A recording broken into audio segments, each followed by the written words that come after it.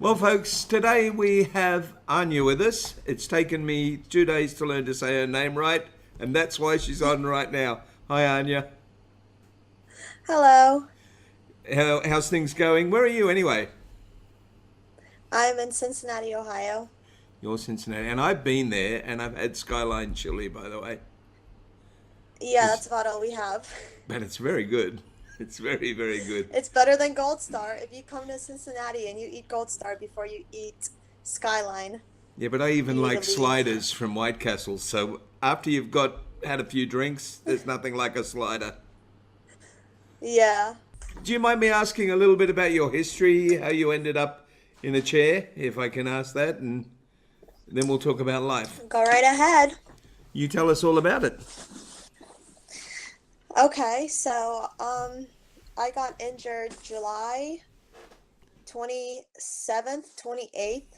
I don't really know which day it was because it was after midnight. So I think it was the 28th officially, I guess you could say. Yep. And I got it's going to be 2 years this upcoming July, but I fell off of my third floor apartment balcony when I got home from a pool party. So I was sitting, enjoying the night, living my best life. My dog just had puppies, so that's the only reason why I came home. My neighbor came and picked me up because I had to tend to 11 dogs. Yep. And the one time that I was being responsible and I went home instead of staying out all night, I fall off of my balcony. That'll teach you to be responsible. Yeah, so You I never fell should do off that and again. never, which is why I'm even more irresponsible than I was before the chair. I'm loving Because it. now I know you That's only live once, that's so you terrible, got to isn't make the it? best of it. Uh, I'm going to ask a tricky question. It's only been 2 years, so I guess you're still learning a lot about your situation. But Yeah, are you, every day I learn something new. you don't seem very bitter and twisted, though, which is what I like. I have a horrible sense of humor about it. That's the only twisted part of it that comes with it. You've got to And have some that or people you love it, die. but yeah, some people love it, some people hate it. But I think when I got home, I was in the hospital for like 2 months, and when I got home, I think I dwelled on it, as you could say, for like probably a week, and then I was like, this is not me, and I'm not gonna sit here and dwell on something I can't change. So about a weekend, my mom was all like, I finally have my innocent daughter back. She's moved back home. She's gonna do right and not be an idiot. And took a week, and I'm back on my um, Just normal or more shenanigans. normal. Oh, you came back with a parrot. Since you like animals, I thought I'd invite Steve Jobs to come and say hello. Yeah, I had one on my shoulder and my head yesterday. Really? Yeah. So, Yeah, it what was kind a of dog, by the calm. way?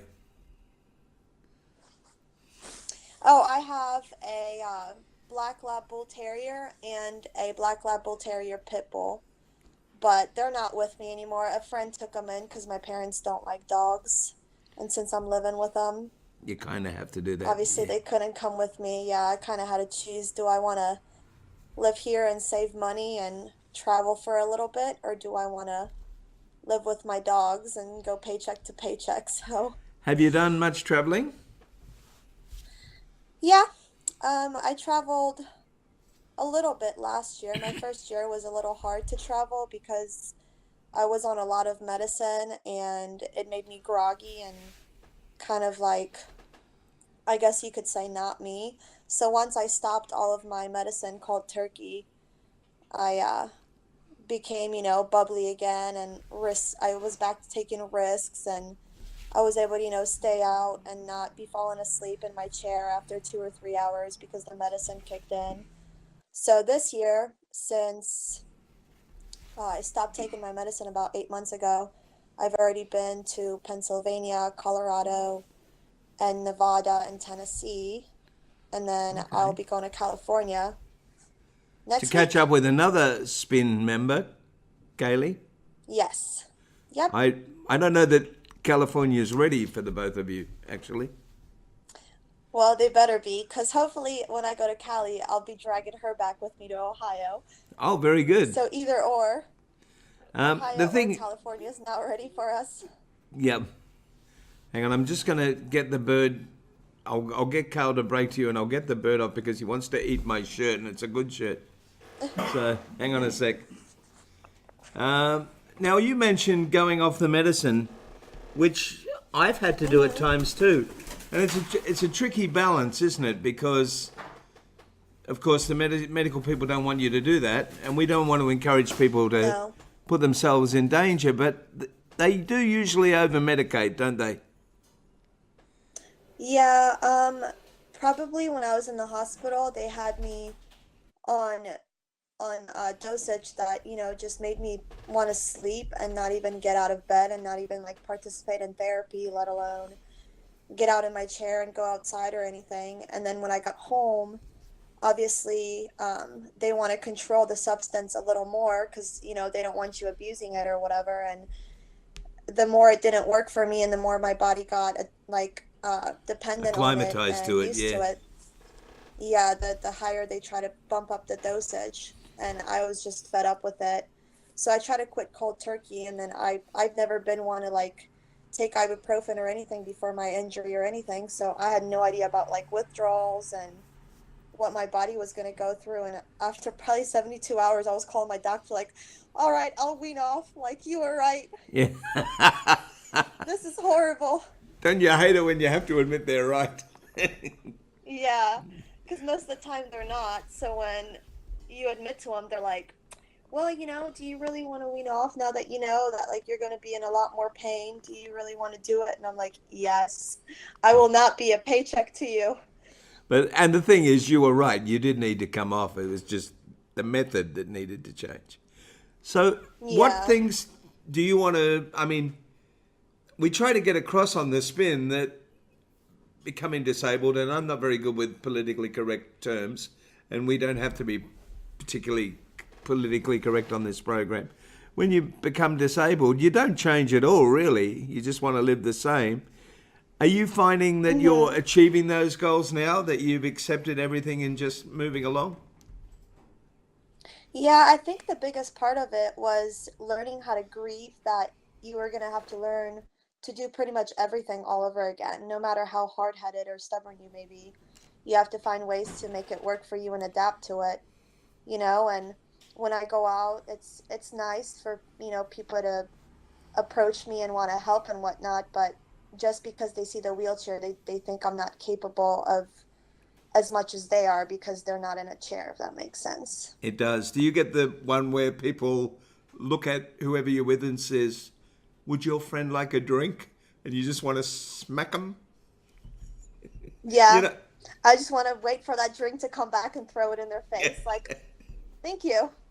I went out with a girl in a wheelchair once, and I probably Yeah. should say that I'd do it again, but I got so tired of people going, "Oh, look, they've found one another."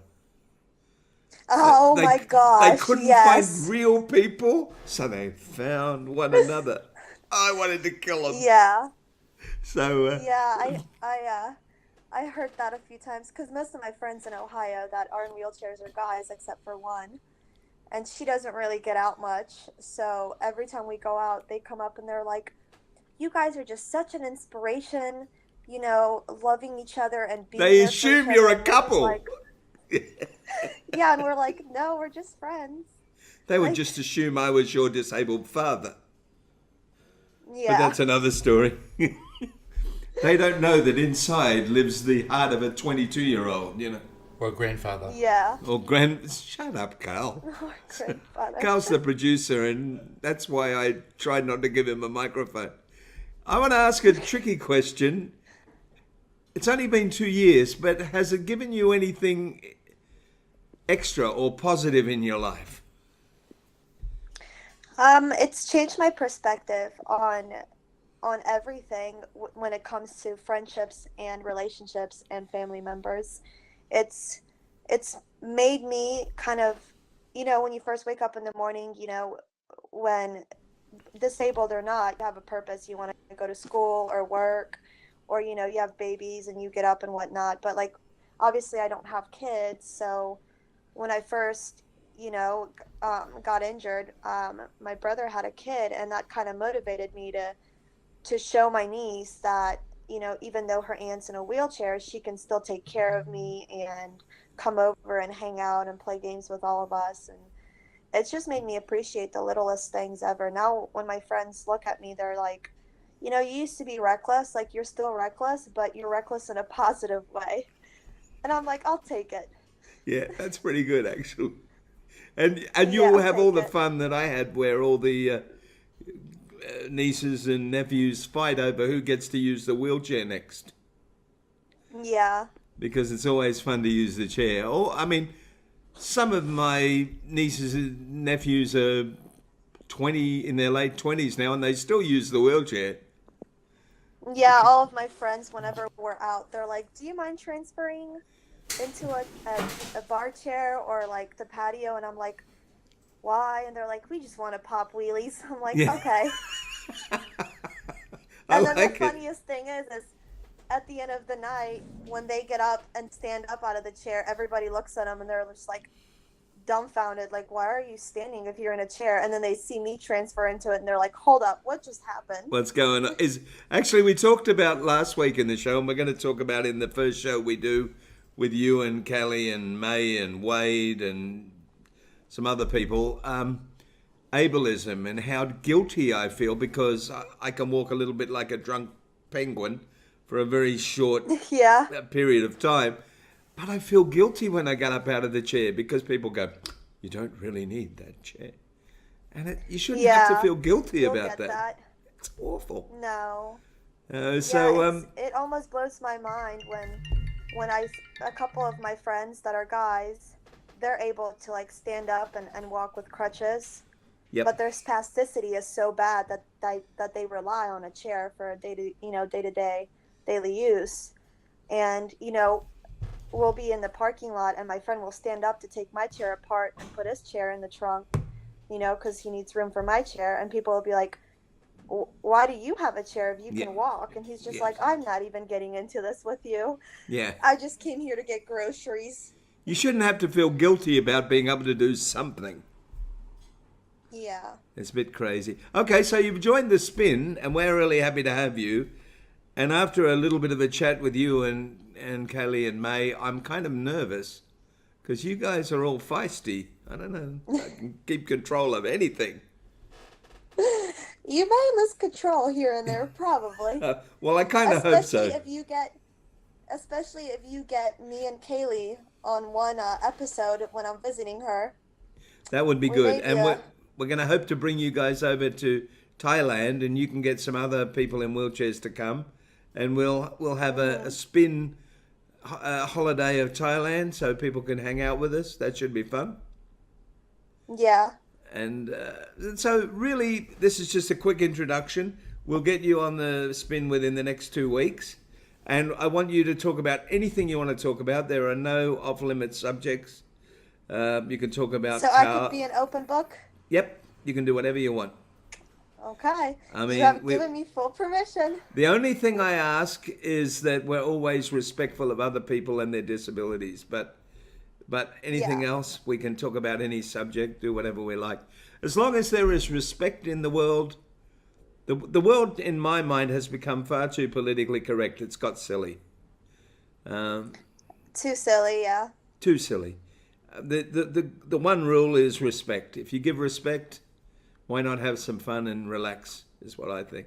So, Yeah, the way I look at it is even if someone that has the same, Asia test or injury as I do, they still struggle differently than I do. So what I'm capable of doing, they may not be, or what they're capable of doing, I may not be. So I'll never look at someone and, say, well, I'm a T56, I can do this, so why can't you do that? That's just an excuse. I absolutely hate when someone looks at someone and they try to, like tell them what they can and cannot do, if that makes sense. and everybody's disability is different, and everybody's approach to their disability is different.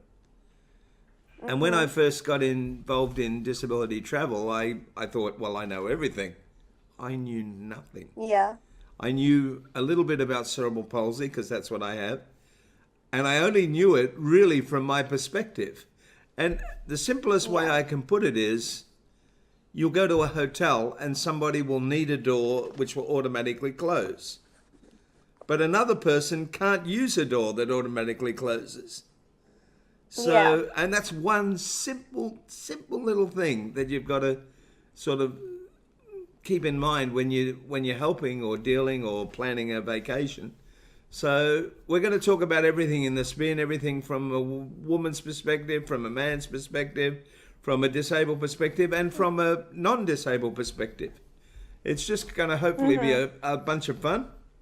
And we're going to educate the world that we can have our own television program and be just as entertaining or more than the others. Yes. So we will see you on the spin very, very soon. I'm excited for it. I am too. Thanks, Ania, and catch up with you soon. All right. Thanks, guys.